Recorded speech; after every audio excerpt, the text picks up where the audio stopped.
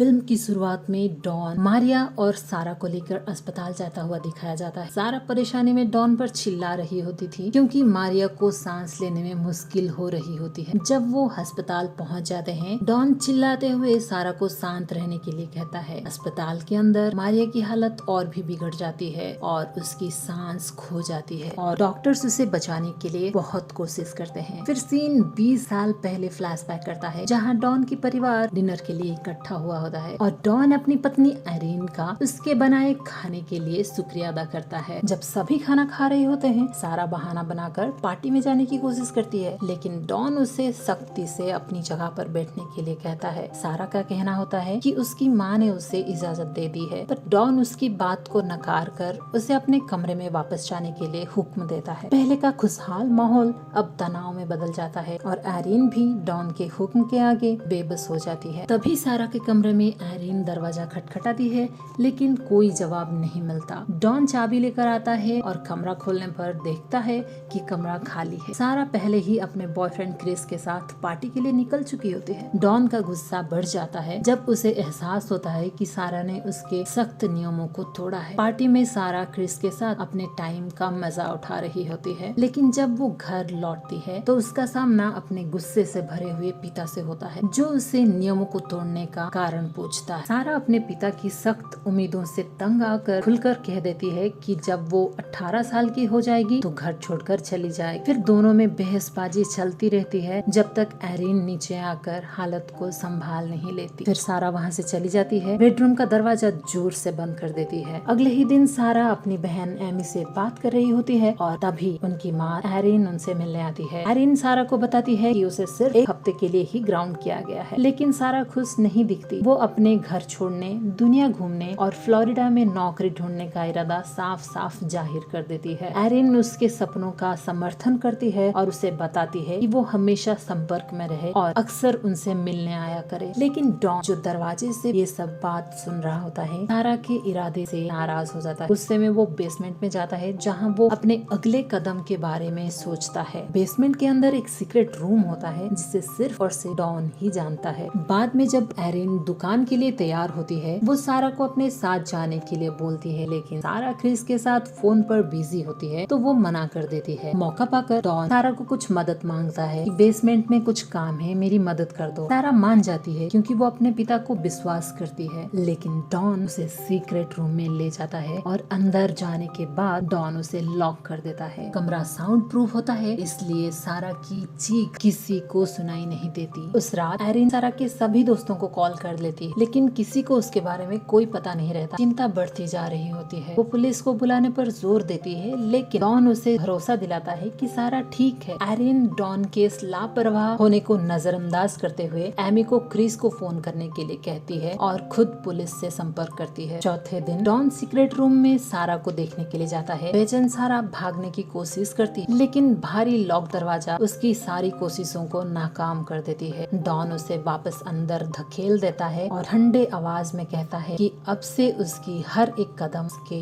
नजरों में होगा। वो चेतावनी देता कि अगर सारा 3 बार उसकी बात नहीं मानी तो अपने आप ही पावर और रिलेशन सिस्टम बंद हो जाएगा। उसके बाद ठंडे दिमाग से डॉन अपना कब्जा जमाता है और उसके ऊपर जबरदस्ती करता है। जैसे ही आयरीन डिटेक्टिव को सारा के गायब होने के बारे में सारी जानकारी देने की कोशिश कर रही होती है, डॉन इस पूरे मामले को हल्की फुल्की बात बनाने की कोशिश करता है। वो कहता है कि सारा बस अपना वादा तोड़कर भाग गई होगी, लेकिन आयरीन डिटेक्टिव से रिक्वेस्ट करती है कि ऐसा बिल्कुल नहीं हो सकता। सारा बिना बताए मुझे कभी बाहर नहीं जाएगी, और वो भी अपने 18th बर्थडे से पहले। आयरीन की चिंताओं के बावजूद भी डिटेक्टिव डॉन के धोखे में आ जाता है। यहाँ क्रिस सारा की खबर लेने के लिए आता है, लेकिन डॉन उसे ट्रिक कर देता है। कहता है कि सारा फ्लोरिडा में अपने फर्स्ट ग्रेड के दोस्त स्टीव के साथ है। डॉन की बात पर भरोसा करते हुए क्रिस वहाँ से वापस चला जाता है, बिना ये जाने सारा सीक्रेट रूम में कितनी तकलीफ से गुजर रही है। अपने फ्लोरिडा जाने का सपना टूटते हुए देखने के बाद सारा बहुत ही दुखी होती है और वो बेसमेंट में 21 दिन तक गुजार देती है। उसके बर्थडे पर डॉन उसके लिए एक केक और रेड कलर का एक कपड़ा सेट ला कर देता है और उसे एक ऑप्शन देने का दिखावा करता है। सारा एक घड़ी मांगती है, लेकिन डॉन उसे नहीं देता और उसे बाहर निकालने के लिए मना भी कर देता है। उसके बाद वो फिर से सारा पर जबरदस्ती करता है मजबूर सारा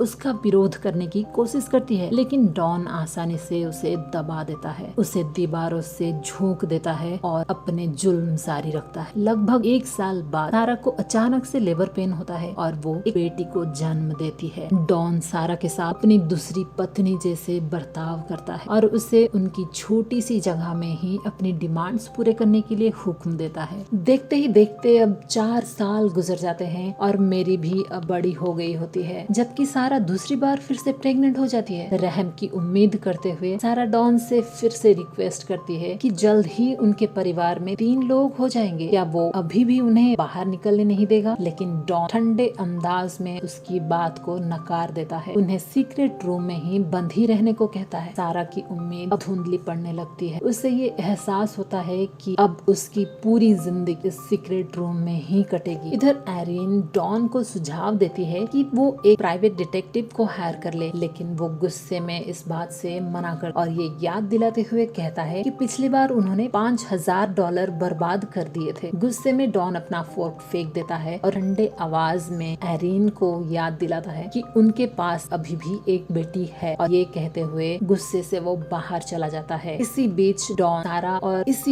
डॉन सारा और मेरी के लिए सीक्रेट रूम में एक टेलीविजन ले आता है। मेरी, जिसे कभी भी बाहर की दुनिया देखने का मौका ही नहीं मिला था, वो टीवी देखकर बहुत ही ज्यादा खुश हो जाती है। अब कुछ दिन बाद मेरी को बहुत ही ज्यादा तेज बुखार हो जाता है। सारा डॉन से डॉक्टर बुलाने के लिए रिक्वेस्ट करती, लेकिन डॉन उससे आराम से मना कर देता है, याद दिलाते हुए कहता है कि तुम एक माँ हो और ये सारी प्रॉब्लम्स का सलूशन तुम्हारे पास ही होना चाहिए। इसके बाद खुशकिस्मती से मेरी ठीक भी हो जाती है और एक रात जब वो बिस्तर में लेटे होते हैं, सारा मेरी को अपनी और क्रिस की कहानी सुनाती है। अपने फ्यूचर के लिए सारा के मन में अभी भी एक हल्की सी उम्मीद बाकी होती है। फिर एक दिन अचानक क्रिस सारा के घर आ जाता है और उसकी बहन एमी से मिलता है। बातचीत के दौरान क्रिस स्टीव का नाम ले लेता है, जो एमी को ये बताने पर मजबूर कर देता है कि उन्होंने सारा को उसके गायब होने के बाद से नहीं देखा। एमी क्रिस से अपने शक जाहिर करते हुए ये कहती है कि उसे अपने बाप पर बहुत ही ज्यादा डाउट हो रहा है कि सारा के गायब होने के पीछे अपने बाप का कुछ तो हाथ है। वापस सीक्रेट रूम में मेरी को दिखाया जाता है, जो कि पार्क और बाहर की दुनिया को टीवी में देखते हुए दिन ब दिन बेचैन होती जा रही थी। वहाँ सारा अपनी बेटी के जज्बात को पूरी तरह शांत करने की बहुत कोशिश करती है और वो मैरी और अपने बेटे माइकल के साथ खेलती है, सब कुछ उनसे छुपा कर रखती है, इस उम्मीद में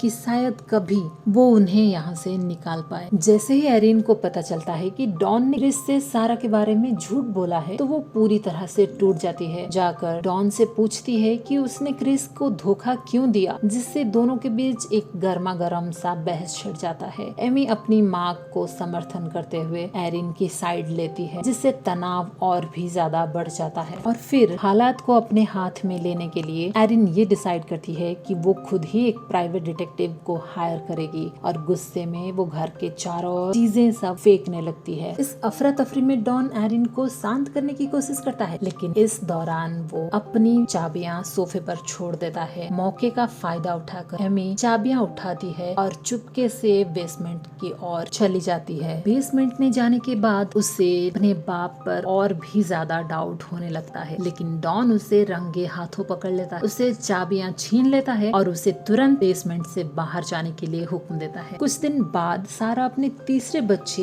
एक बेटे थॉमस को जन्म देती है। उसे बेहतर जीवन देने की उम्मीद में वो डॉन को मना लेती है कि वो थॉमस को ऊपर उसकी माँ के दरवाजे पर छोड़ दे। वो डॉन से वादा करती है कि अगर वो ऐसा करेगा तो वो उसकी हर बात मानेगी। वहाँ पर एरिन चौंक जाती है जब उसे दरवाजे पर एक चिट्ठी और बच्चा मिलता है। जब वो थॉमस को अंदर लाती है तो उसके दिल में एक नई उम्मीद सी जागती है कि शायद सारा भी जिंदा होगी। इस बीच डॉन दिखावा करते हुए ये कहता है ये बच्चा किसका है और कहां से आया, जैसे कि उसे कुछ भी नहीं पता। यहाँ सारा ने बच्चे के साथ एक इमरजेंसी नोट भेजने की कोशिश की, लेकिन डॉन उसे पकड़ लेता है। गुस्से में वो सारा के ऊपर बहुत ही ज्यादा चिल्लाता है और ये कहता है कि उसने अभी तक सबक नहीं सीखी। वो फिर से उसे वही रेड ड्रेस पहनने का हुक्म देता है और उसके साथ फिर से जबरदस्ती करता है। बाद में मेरी को मेकअप करते हुए दिखाया जाता जाता है जिससे डॉन का ध्यान उसकी तरफ खींचा जाता है। वो अजीब तरह से खुशी दिखाई देता है, लेकिन सारा जल्द ही से बीच में आकर मेरी को उससे दूर हटा देती है और ये कहती है कि वो अभी बच्ची है। यहाँ मेरी, जो खुद को बहुत ही अकेला और उदास महसूस कर रही होती है, अपनी माँ से ये कहकर दिल का हाल बयां करती है कि उसे दोस्तों और बाहर की दुनिया की बहुत ही ज्यादा याद आती है। सारा भले ही उसका दिल टूट रहा हो, लेकिन अपनी बेटी को शांत बनाए रखने के लिए वो बहुत ही कोशिश करती है और ये भरोसा दिलाते हुए उसे कहती है कि चीजें बहुत ही जल्द बेहतर होने लगेंगी। इधर सारा ने पूरी रात दीवार को चम्मच से कुरेदते हुए बिताई। बारिश के मौसम के कारण उसका फायदा हो गया। दीवार में थोड़ी सी छेद हो गई, जिसके जरिए उसने टॉर्च के जरिए मदद मांगने की कोशिश की। एक पड़ोसी ने वहाँ से कुछ फ्लैश लाइट आते हुए देखा और चिंता करते हुए डॉन को ये बताने के लिए कर देता है और ये बोल देते हैं कि उसके घर से कुछ फ्लैश लाइट दिख रही है। गुस्से में डॉन कमरे में घुसता है और सारा को पेट में लात मार देता है। सिर्फ तब जाके रुकता है जब उसके बच्चे उस पर चिल्लाते हैं। इस मारपीट में सारा अपने चौथे बच्चे को खो देती है और मृत बच्चे को डॉन के हवाले कर देती है। डॉन ठंडे दिल से बच्चे घर के पिछवाड़े में दफन कर देता है, जहाँ कोई उसे नहीं देख सकता। फिर डॉन मेरी और माइकल ये सोचने की कोशिश करता है कि वे सारा के कारण इस सीक्रेट रूम में फंसे हुए हैं। माइकल गुस्से में डॉन पर चिल्लाता है, लेकिन सारा जल्दी से बीच में आकर डॉन से माफी मांगती है ताकि स्थिति और ना बिगड़े। उसकी इस तरह की सॉफ्टनेस से मेरी और माइकल नाराज हो जाते हैं। वे खुद को अपनी माँ द्वारा धोखा दिया हुआ और उलझन में महसूस करते हैं। अपने बच्चों की गलतफहमी और स्थिति की निराशा से सारा को बहुत ही ज्यादा तकलीफ होती है और वो अपना आपा खो देती है और हताश होकर कमरे में रखी हुई सारी चीजें इधर उधर फेंकने लगती है। फिर फूट फूट कर रोने भी लगती है। अपनी माँ को इस तरह रोते हुए देखकर मेरी और माइक चुपचाप कमरे को साफ करते हैं, सब कुछ वापस ठीक जगह पर रख देते हैं। तभी सारा ये देखकर कि उसके बच्चे अब सच्चाई समझने के लिए काफी बड़े हो चुके हैं, सारा उन्हें सच्चाई बताने का फैसला करती है। फिर वो उन्हें बताती है कि असल में जो कहानियाँ उसने उन लोगों को सुनाई थी वो मेरी ही लाइफ की कहानी थी। वो ये समझाती है कि एक समय ऐसा भी था जब वो ऊपर रहती थी, बाद में उसे बेसमेंट में कैद कर दिया गया। ये सच मेरी के लिए बहुत ही ज्यादा हो गया था और ये सब सुनने के बाद मेरी को अचानक से अस्थमा का अटैक आ जाता है। इस बीच डॉन सारा के रूप का मजाक उड़ाता है, उसे और भी इंसल्ट करता है। इस बार माइकल अपने इमोशंस पर काबू नहीं रख पाता और डॉन पर चिल्लाने लगता है, यहाँ तक कि उसे धक्का देने की कोशिश भी करता है। सारा माइकल को रोकती है, उसे बचाने की कोशिश कर, लेकिन डॉन गुस्से में कमरे से बाहर निकल जाता है और उन्हें सजा देने के लिए बिजली काट देता है, जिससे पूरा कमरा अंधेरे में डूब जाता है। उधर दिखाया जाता है डॉन अपनी नौकरी खो देता है और एरिन को गुस्से में दिखाया जाता है, क्योंकि उन्हें ये पता चल गया था कि उनके बैंक में अब पैसे नहीं बचे हैं, जिससे कि उनकी हालत और भी ज्यादा खराब हो जाता है। और इसी बीच सिचुएशन को और भी खराब करने के लिए एक और बैड न्यूज आता है, जो कि डॉन को एक नोटिस मिलता है, जिससे कि उनकी संपत्ति, उनकी प्रॉपर्टी खतरे में आ जाती है और वो हताश होकर एक गंभीर कदम उठाने पर मजबूर हो जाता है। वहाँ डॉन एक पाइप को सेट करता है, जिससे कि कार के धुएं को सीक्रेट रूम में भेज सके। उसका इरादा सारा और बच्चों को नुकसान पहुंचाने का होता है।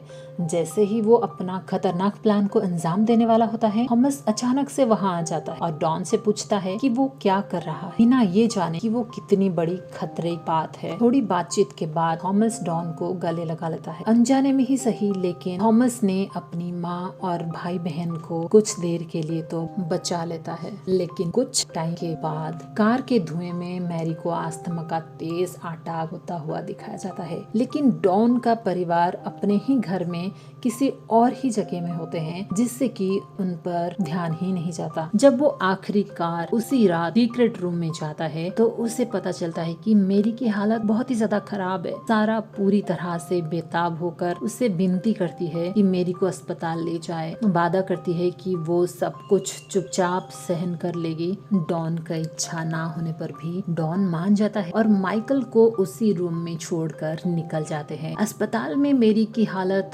बहुत ही ज्यादा खराब हो जाता है और कुछ ही समय के लिए उसकी सांसें तो रुक सी जाती है, लेकिन तभी एक मिरेकल होता है और मेरी समय रहते ही ठीक हो जाती है। वहाँ डॉन जब अस्पताल का फॉर्म भर रहा होता है तो सारा जानबूझकर पेपर वर्क पर पानी गिरा देती है। जैसे ही डॉन फॉर्म बदलने के लिए उठता है, वो सारा को वहीं रहने की चेतावनी देके जाता है, लेकिन सारा मौके का फायदा उठाकर एक नर्स के पास जाती है और चुपचाप उससे मदद मांगती है, जिससे कि वो लोग पुलिस को कांटेक्ट करते हैं और डॉन गिरफ्तार हो जाता है। फिर लास्ट में सारा अपने परिवार से जाकर मिलती है और उसके तीनों बच्चे एक साथ बाहर खेलते हुए नजर आते हैं, जबकि उसकी माँ और एमी उन पर नजर रखती हैं। अचानक क्रिस वहाँ आ जाता है, जिसे देखकर सारा हैरान हो जाती है। सारा और क्रिस को एक साथ बैठते हुए दिखाया जाता है, जहाँ वो उन प्लान्स को याद कर रहे थे जो उन्होंने कभी बनाई थी। फिर क्रिस सारा को जल्द माफी मांगता है, क्योंकि उसने सारा को अगर जल्दी ढूंढने की कोशिश की होती तो सारा पहले ही मिल चुकी होती, और ये कहते हुए उसे एक पिंक हेलमेट गिफ्ट करता है, जो वो 20 साल पहले उसे देने का प्लान कर रहा था। इसी तरह ये कहानी यहाँ पर खत्म हो जाती है। अगर आपको हमारा एक्सप्लेनेशन अच्छा लगा हो तो वीडियो को लाइक कीजिए, शेयर कीजिए और चैनल को सब्सक्राइब करना मत भूलिएगा। फिर मिलते हैं इस तरह की एक इंटरेस्टिंग वीडियो के साथ। तब तक बाय बाय।